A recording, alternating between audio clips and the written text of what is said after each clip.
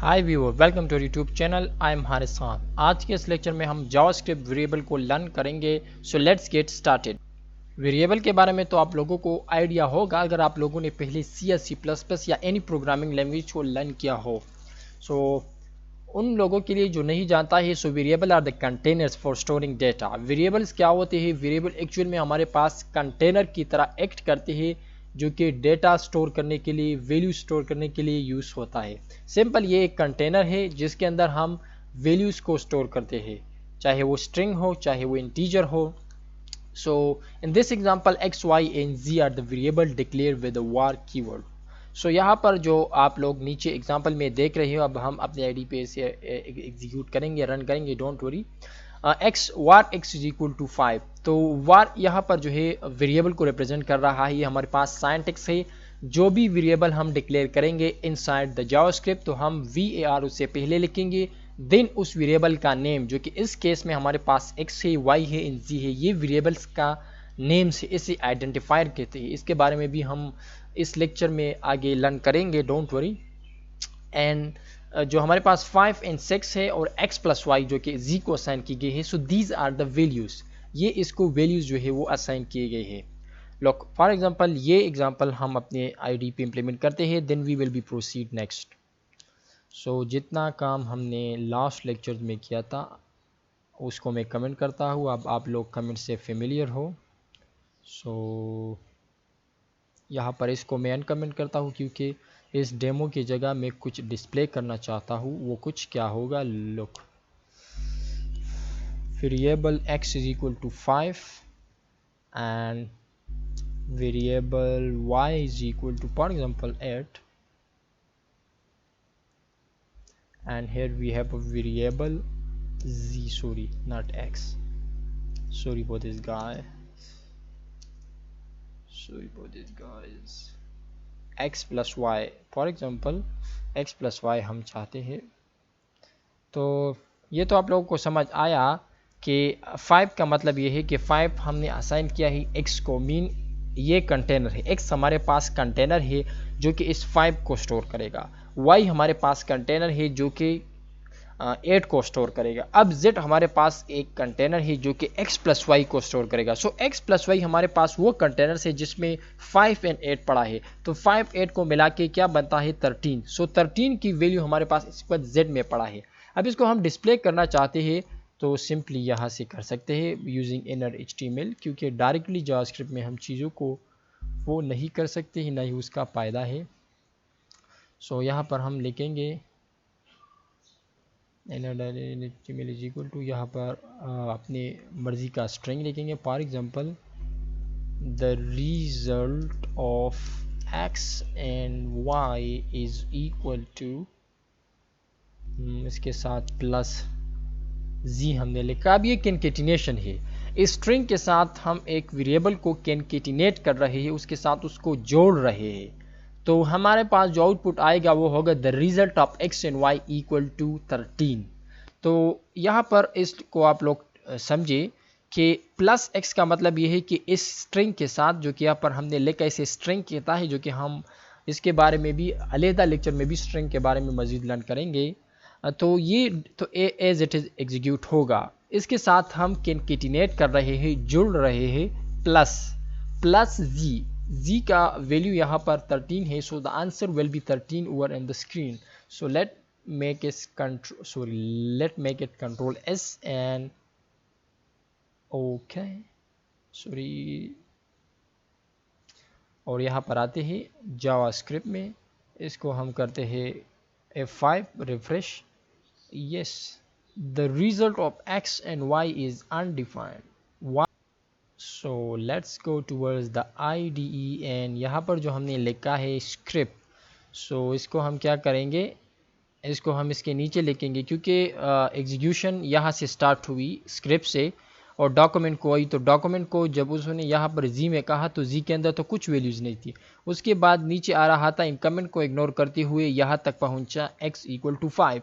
तो ये values assign करता गया, इवन के x को भी 13 असाइन किया, लेकिन उसके बाद एग्जीक्यूशन ख़त्म हुई। तो हमने चूंकि document dot gate element by ID ऊपर लिखा है, अगर मैं यहाँ पर दोबारा लिखता हूँ तो एक हमारे पास नल आएगा अनडिफाइन और दूसरा हमारे पास डिफाइन आएगा।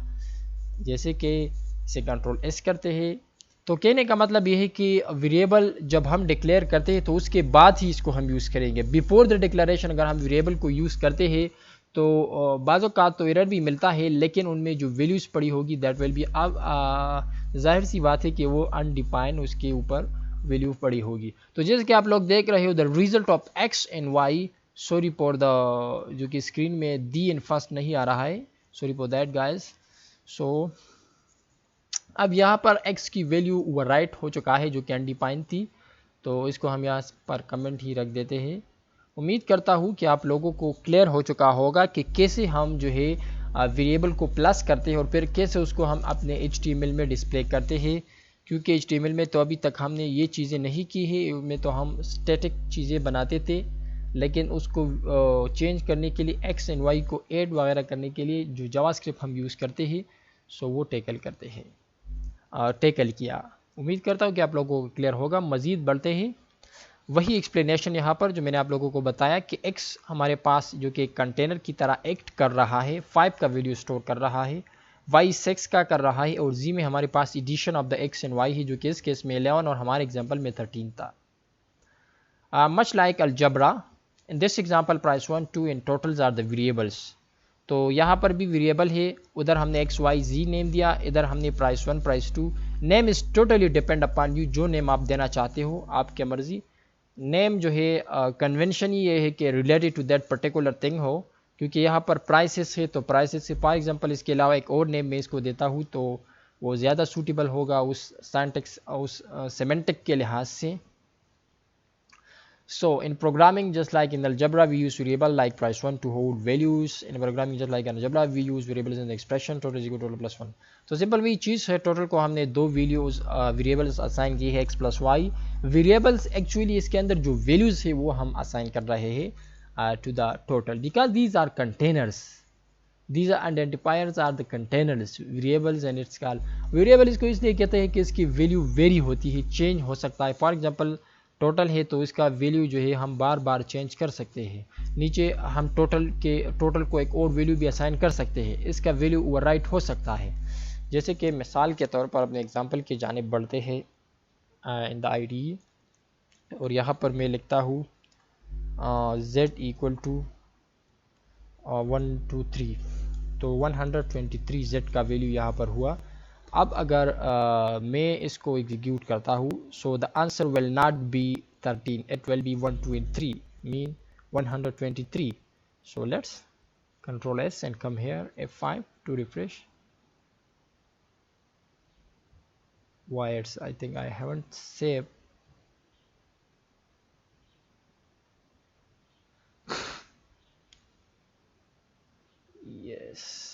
yes I haven't saved it.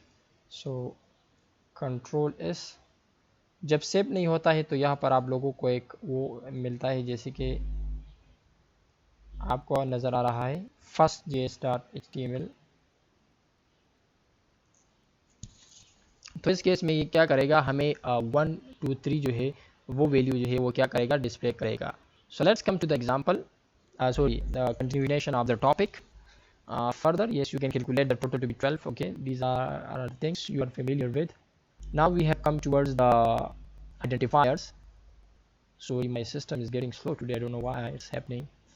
Okay, identifier जो कि ऑलरेडी आप लोग जान चुके हो, लेकिन नेम आपको शायद पता ना हो। आइडेंटिफायर ये एक्स वाई और जो प्राइस 1 प्राइस 2 हमने यूज़ किया, इसे आइडेंटिफायर कहते हैं।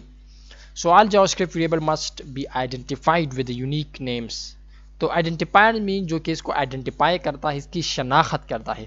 तो हर एक वेरिएबल का जावास्क्रिप्ट में शनाख्त होता है एक यूनिक नेम से। So this unique name are called identifier. इस यूनिक नेम को जो है क्या कहते हैं, आइडेंटिफायर कहते हैं। Identifier can be store names like x and y and or more descriptive names like age sum total value.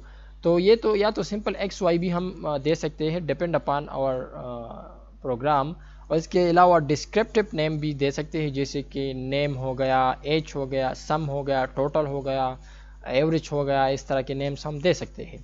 तो the general rules for constructing names variables, तो इसके कुछ रूल्स हैं हमारे पास। नेम्स ऑफ द वेरिएबल के कुछ rule है, तो वो रूल जो है हम यहाँ पर टैकल करते हैं। सिंपल है, उसके लिए अलग वीडियो की ज़रूरत नहीं पड़ेगी। सो रूल नंबर 1 ये है कि names can contain letters, digit, underscores and dollar sign. तो ये हमारे पास है कि आप नेम्स जब देते हैं, आइडेंटिफायर का नाम जब आप देते हैं वेरिएबल का, तो इसमें आपके साथ लेटर अलाउड है, डिजिट भी अलाउ है, अंडरस्कोर भी अलाउ है, डॉलर साइन भी अलाउ है। Names must begin with a letter, लेकिन एक यहाँ पर है कि आप जो है नंबर से नेम को स्टार्ट नहीं कर सकते हैं।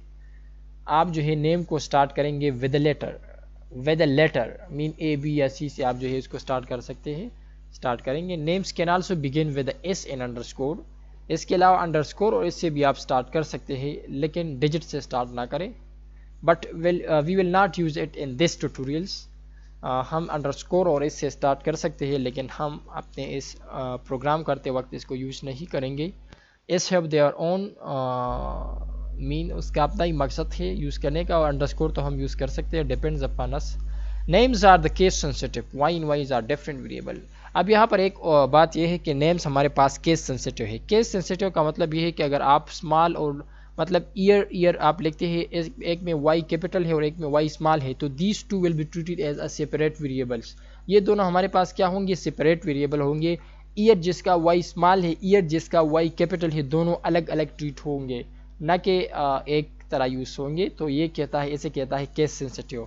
इससे पहले HTML के जो टैग्स वगैरह है, तो these were mean these are actually we can see not case sensitive.